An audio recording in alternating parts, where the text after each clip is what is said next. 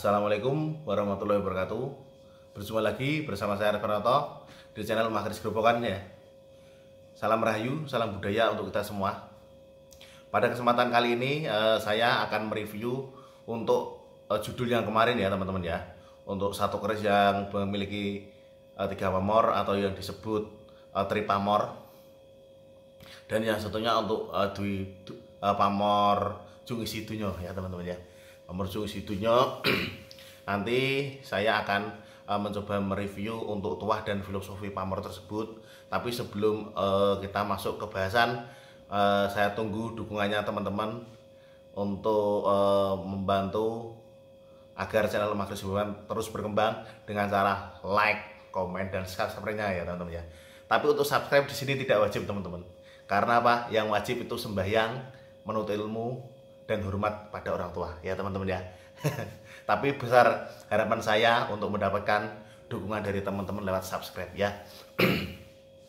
Terus mungkin tidak lupa saya doakan untuk teman-teman yang sudah memberi dukungan pada channel Mahkris Grobogan. Saya doakan agar selalu sehat, rezekinya banyak, dimudahkan dalam segala urusan, dan selalu mendapat rahmat Allah Subhanahu wa taala. Amin ya rabbal alamin. Dan marilah kita menghadiahkan Al-Fatihah dulu kepada para empu yang telah meninggalkan budaya yang begitu indahnya sampai dikenal sampai luar negeri, istilahnya sampai mancanegara. Kita hadiahkan Al-Fatihah agar kita selalu mendapat keberkahan, kebarokahan dengan perantara keris yang telah dibuat para empu dengan ridhonya Gusti Allah Subhanahu wa taala ya teman-teman ya. Ilahumul Fatihah.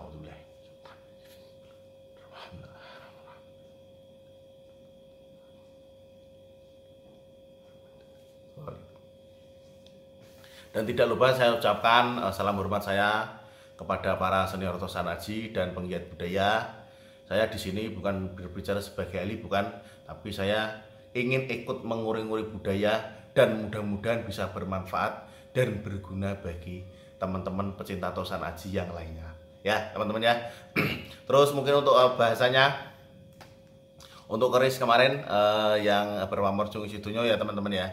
Untuk kemarin saya sampaikan bahwa di pendoknya terdapat kulit penyu ya teman-teman.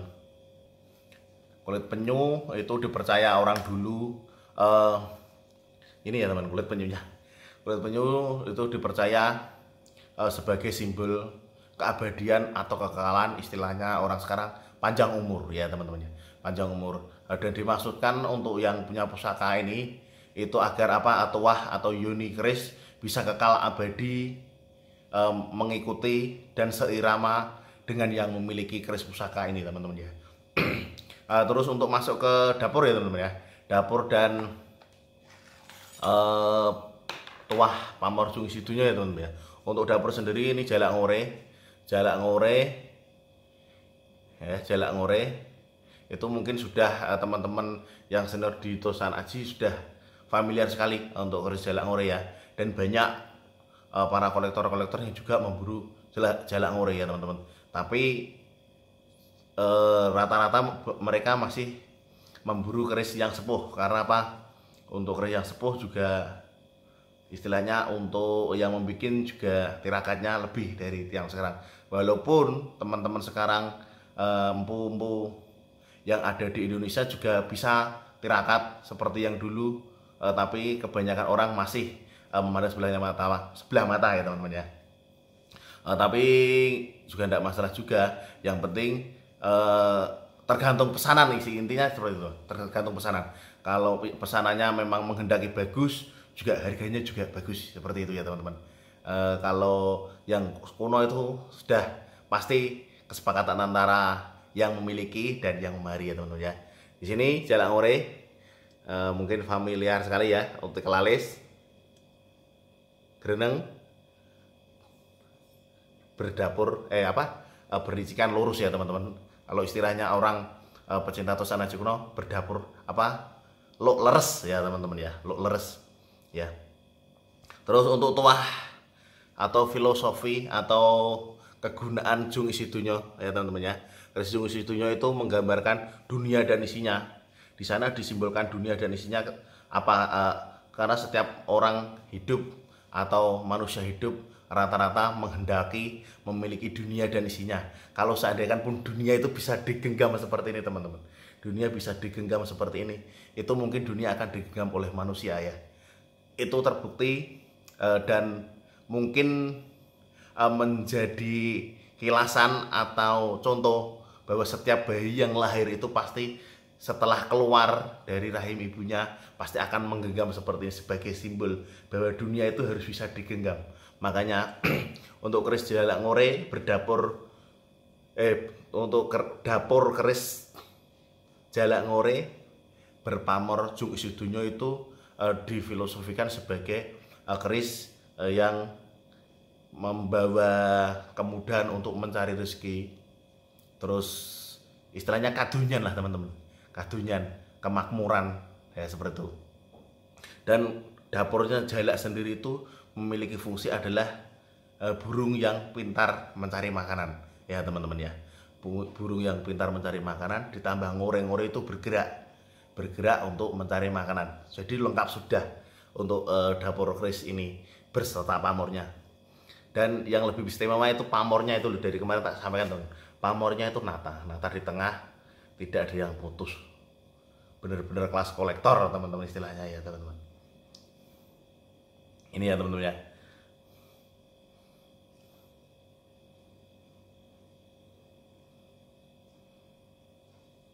Mungkin yang untuk keris Jalak Ngore berdapur Jung Isi Donya pembahasan atau reviewnya cukup itu dulu teman-teman. Yang lebih istilahnya lebih jos gandos yang satu keris 3 pamor tadi teman-teman ya, atau lebih dikenal dengan Triwarno.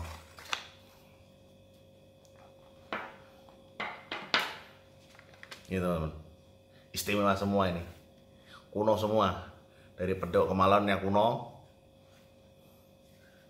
ini juga kuno, rangkanya kuno. Kalau untuk yang keris Jalak Ngore tadi mendaknya yang enggak kuno teman-teman, yang lain juga kuno semua. Tapi kalau ini kan menawannya kayunya cendewangi teman-teman, kayunya cendewangi, dedetnya rayuman, nyoro. Nah, kalau istilah orang perkesan nyeluki nyoro karena sudah tua sekali diceluk nyoro. Nah, tiba saatnya untuk pembahasan keris yang 3 in 1 ya teman-teman ya. 3 in 1. Di sini untuk bagian sorsoran sampai berapa ukurannya ya teman-teman ya. Ini ya istilahnya pokoknya ini tuh. Batasnya ini kan kelihatan. Ini pamor miring. Ini kayak benang serenteng ya teman-teman. Ya memang benang serenteng, bukan kayak ya teman-teman ya. Terus yang ini pamor singkir. Karena ini lebih landep, bukan pamor adek ya teman-teman. Yang pertama kita bahas untuk pamor benang renteng dulu ya teman-teman. Untuk pamor benang renteng sendiri dia memiliki ya tidak masalah. Untuk pamor benang renteng sendiri dia memiliki filosofi atau tuah istilahnya buat ngerentengi harta benda ya teman-teman ya. Buat ngerentengi harta benda di mana jumlah benang itu pasti rentengan banyak ya teman-teman. Di mana rentengan banyak dan sang empu menciptakan difilosofikan sebagai benang serenteng adalah sebagai benang bondo yang direntengi, istilahnya bondo duit atau harta benda yang ditaleni bongkok kiri kanan sampai dalam jumlah banyak. Istilahnya difilosofikan seperti itu karena apa? Agar bondone itu bisa direntengi, bisa ngumpul jadi satu dan menjadi banyak. Itu murni, tidak ada rekayasa ya teman-teman. Memang filosofinya benang serenteng ditanyakan orang perkerisan satu Nusantara pasti tuahnya sama, buat ngerentengi dunia ya. Sama kayak udan mas. Tapi kalau udan mas itu kan kudanan emas, kudanan rezeki, kudanan kemakmuran. Kalau ini fungsinya adalah untuk gendeli, untuk naleni ya. Untuk naleni biar bisa ditumpuk-tumpuk istilahnya seperti itu. Biar daur gitu bahasanya orang Kudus ya teman-teman ya. Terus kalau di sini untuk pamor ganggeng kanyut, pamor ganggeng kanyut ya teman-teman. Kalau sedikit, munculnya sedikit itu masuknya dia pamor piring, kalau ini banyak. Ini munyarnya banyak. Ini ganggeng kanyut. Ganggeng kanyut itu berasal dari arti kata ganggeng, ganggang.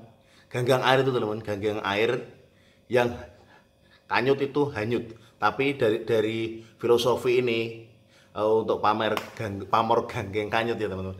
Pamor ganggeng kanyut itu memfilosofikan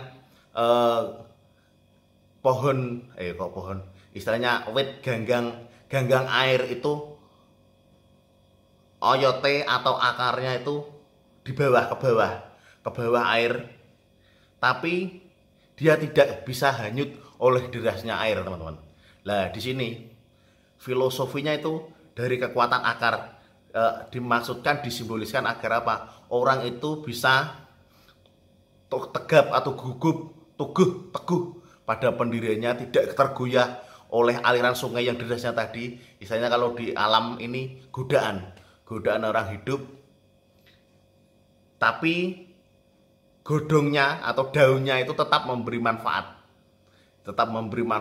untuk hewan-hewan atau ikan-ikan yang berada di bawah pohon ganggeng kanyut tadi ya teman-teman. Karena apa? Ikan-ikan kecil itu sering dimakan oleh predator. Dia ngumpetnya di sela-sela akarnya ganggeng kanyut itu tersebut teman-teman.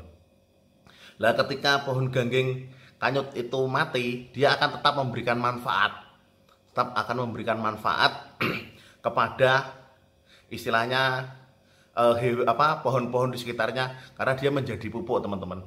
Nah di sini di tuah filosofi ini dimasukkan agar orang itu setelah mati pun meninggalkan kebaikan, seperti gajah mati meninggalkan gadingnya, macan mati meninggalkan siung dan kulitnya. Kalau manusia mati diharapkan meninggalkan kebajikannya, bukan kejahatannya ya teman-teman ya. Terus untuk pamor ini pamor singkirnya teman-teman, pamor singkir semua orang tahu, teman-teman mungkin juga mendengar kata singkir itu sudah jelas. Singkir ini ben orang nyedak, ben jauh-jauh, ben istilahnya orang ganggu kan seperti itu.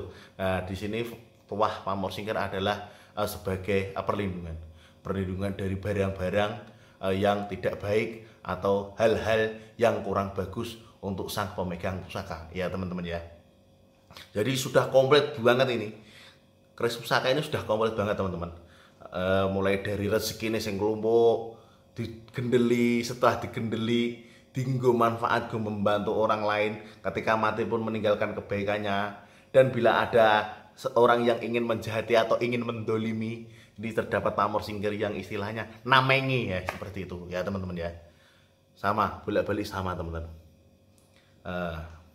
Mungkin cukup itu aja ya teman-teman ya. Sudah jelas sekali pembahasan saya, mudah-mudahan bisa bermanfaat, berguna, dan syukur-syukur bisa ditularkan lagi ke orang lain, agar para pecinta Tosan Aji yang baru mengenal Tosan Aji lebih mengenal lagi tentang tuah pesan sang empu yang ditorehkan pada bilah pusaka ya teman-teman ya.